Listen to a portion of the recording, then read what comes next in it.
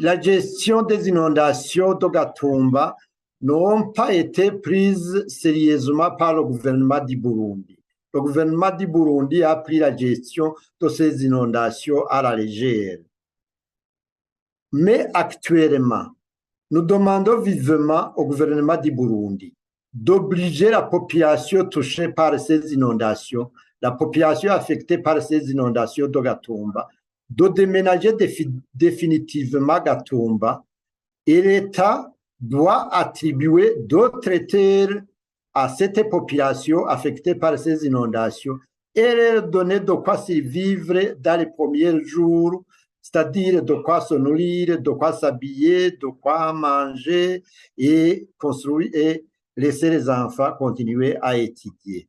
Cette même population, je leur fais un clin d'œil, je leur demande, prodigue aussi un conseil, que cette même population demande à l'État, faites la pression à l'État de demander d'autres terres dans d'autres endroits. À ce sujet, si je suis en train de parler des terres, nous avons appris qu'il y a eu des déménagements de certaines populations vers la plaine d'Olimbo. Nous nous demandons toujours que cette plaine d'Olimbo soit réservée pour l'agriculture et non pas pour l'habitation. Je pense que l'État va entendre notre cri, notre demande. Une autre activité que nous demandons à l'État de faire dans l'immédiat, c'est l'aménagement des bassins versants en plantant des arbres et arbres et d'autres plantes variées, très variées, pour que les racines de ces arbres et ces herbes absorbent l'eau des pluies par ces racines.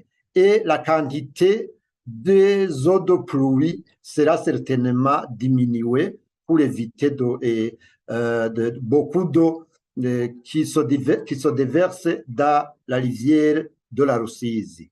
Si le gouvernement du Burundi aménage ces bassins versants, qu'il coopère avec le Rwanda et le Congo pour que ces deux pays fassent de la même chose. Mais d'abord, dans l'immédiat, que le Burundi, de son côté, fasse ces aménagements des bassins versants. Peut-être nous pouvons parler des prochaines des inondations éventuelles dans d'autres localités du Burundi.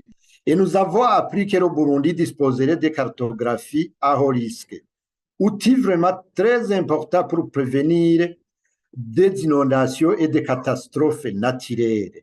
Si l'État dispose de cette cartographie à haut risque, nous demandons aux autorités burundaises d'organiser les stages de formation des agents et officiers de la police chargés de prévenir et de gérer les catastrophes naturelles de ces inondations et de vulgariser à la population les méthodes de prévenir ces inondations et d'autres catastrophes naturelles.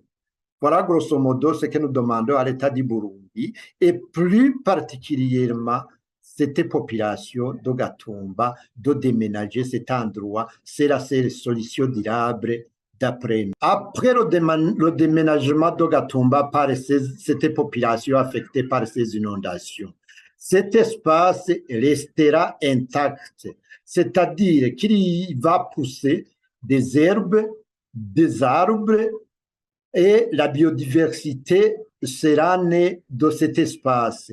Et cet espace est situé tout près du parc de la Rusizi, donc on pourra même annexer, donc pas annexer, on pourra même rapprocher cet espace de Gatumba et ramener au parc de Gatumba. Et ça sera probablement un lieu touristique, d'autant plus que sera des espaces assez vaste si on additionne avec la forêt de Gatumba et de Rukoko. Et ces espaces touristiques feront entrer des devises par les touristes en provenance des étrangers.